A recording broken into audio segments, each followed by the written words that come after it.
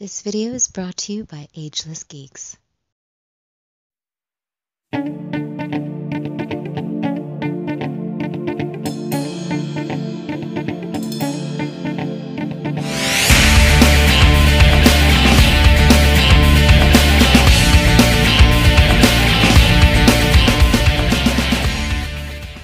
Cowabunga dudes and dudettes, this is Anthony, aka BatBomb82, and today I'll be doing a review of the 1000 Toys Ronin Warriors Ryo of the Wildfire. Now take a look at the front, we can see a really cool image of the figure. Turning the box around, we can see multiple images of the figure in multiple posing positions with his different interchangeable parts and accessories. So with the box out of the way, let's crack this figure open and see what we have inside. And here's Ryo out of the box. And man, I cannot even begin to describe to you guys how excited I am for this figure.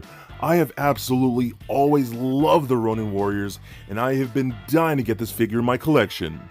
So with this piece finally in hand, let's take a closer look at Ryo.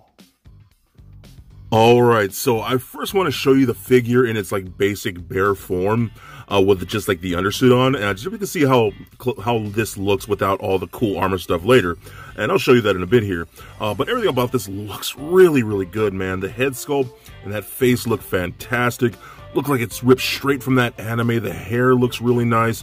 Digging all this like blue fade that they got going on with the hair right there. Looks really good. But the suit itself looks really nice. We have this more like flat white against this really polished red that really stands out. And I don't know how well it's going on camera, but you can see kind of like the glare of the light on the red there. It looks really good. So all this, man, this just looks so good. I'm loving this a ton. So again, it looks pretty bare for the most part until we get all the extra armor bits on, but still this looks really good, and I am just super stoked to have this. So before I actually do anything else, I want to run down the articulation, bare like this without any extra armor bits.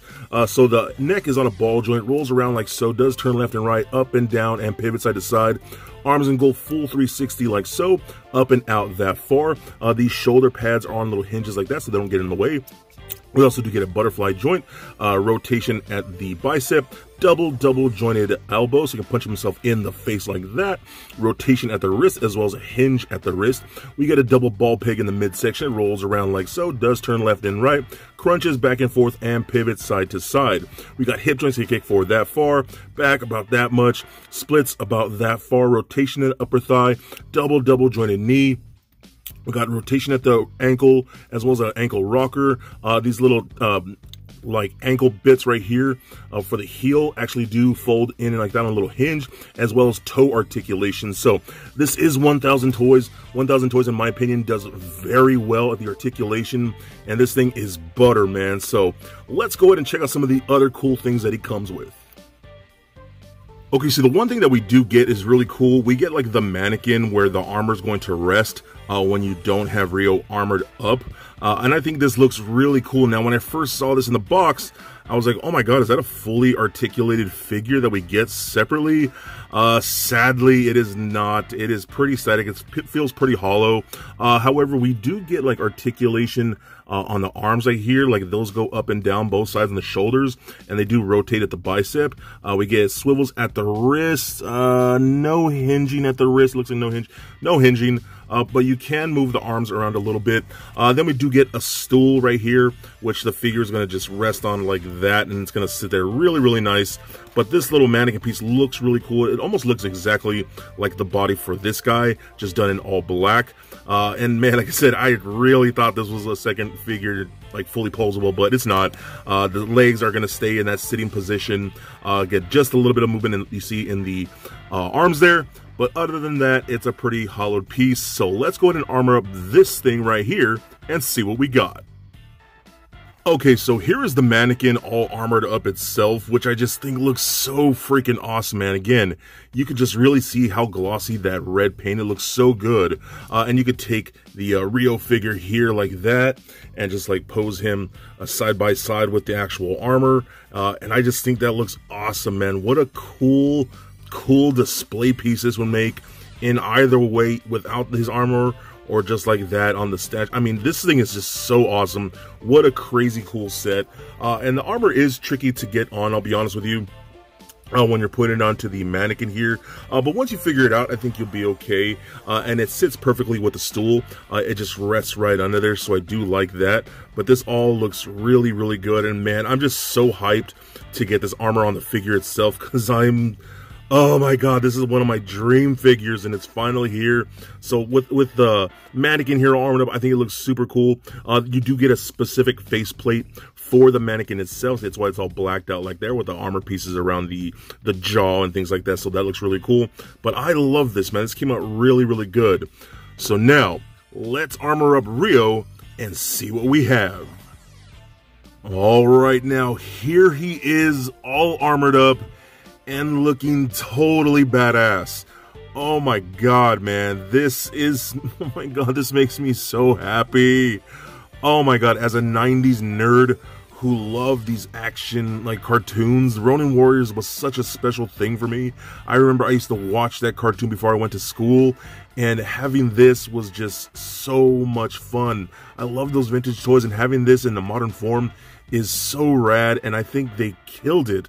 So the armor itself looks great. You can see, again, it really does have this like real glossy red to it, a real nice finish. So you can see it kind of like glaring under my lights. It looks so well done. The sculpting is very clean, and for the most part, I think all the paint is mostly like everything's mostly molded in the plastic that it's in, so you don't get a whole lot of real paint. You're mostly getting things like the face, maybe this white chest piece right here, and the shoulders, but that's really about it. Everything seems to be molded in the color that it's in, which actually works a lot better. And this just looks so good, man. I'm loving this. The sword holster right here does come out like so. It's just on a little peg like that, so you can adjust that like so. Same thing with these actual sword sheaths like that. They do come off. I'm not going to take them off right now, but you know, you can take all those off. You do have to put literally everything together, and it looks really, really nice. Now, again, it's kind of finicky once you're getting all the pieces on, and I will say that when you're posing him around, a couple things might fall off here and there. Not a lot, like not everything's just coming off, you know, willy-nilly, but it does happen. But it all looks good. But especially these right here, these guards right here around like the shin and the knee, these are just held on by magnets, as you can see in there. So those just go on fairly easily, just like that. So when you're posing around, I notice for the most part, these things will come off a lot. But again, just magnets, you can go right back on, and this just works so freaking awesome. Oh my god, I am loving this so much. Okay, so let's talk accessories other than the armor. We do get interchangeable hands here. So we do got things like gripping hands, open palm hands, which work very nice. And then they do come packaged with closed-fisted hands. And they're just on standard ball pegs that we see with a lot of 1000 toys. You know, very, very nice. Nice grip, nice and tight. They do hold on there very, very well. So I do like that a lot. And whenever you're actually changing out the hands themselves, you do have to replace the little palm guards like that guard the top of the hand, and just replace those like that with each time you do that. So that works out great. The interchangeable heads work pretty nice too. So you got to take off the head like so, and the shoulder pad totally came off, which is gonna happen, as you'll see. Get that on there like that. But you can see that the back hair piece is actually a separate piece, and that's going to hang out back there on the neck peg like so. So that's where that's pretty much going to stay. Okay, so the head sculpts look really, really good. I really dig this one a lot. So what you're going to want to do, you're going to pull off like the whole bangs area, and then pull this off like so. Then this little white piece right here does tend to get stuck. It actually belongs in there, so that's what's going to hold it onto an actual neck peg, where you can see the hole right there. And then you can interchange it with things like a little smiling face, where he's kind of like looking off to the side, which looks really good.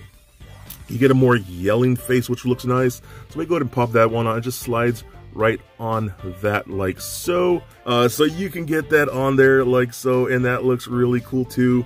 And again, you're going to leave that hair piece on the back of the figure like that, and then slide this back on like so, like, you know, like that. And no, it did not go on. That did not connect for some reason. There we go.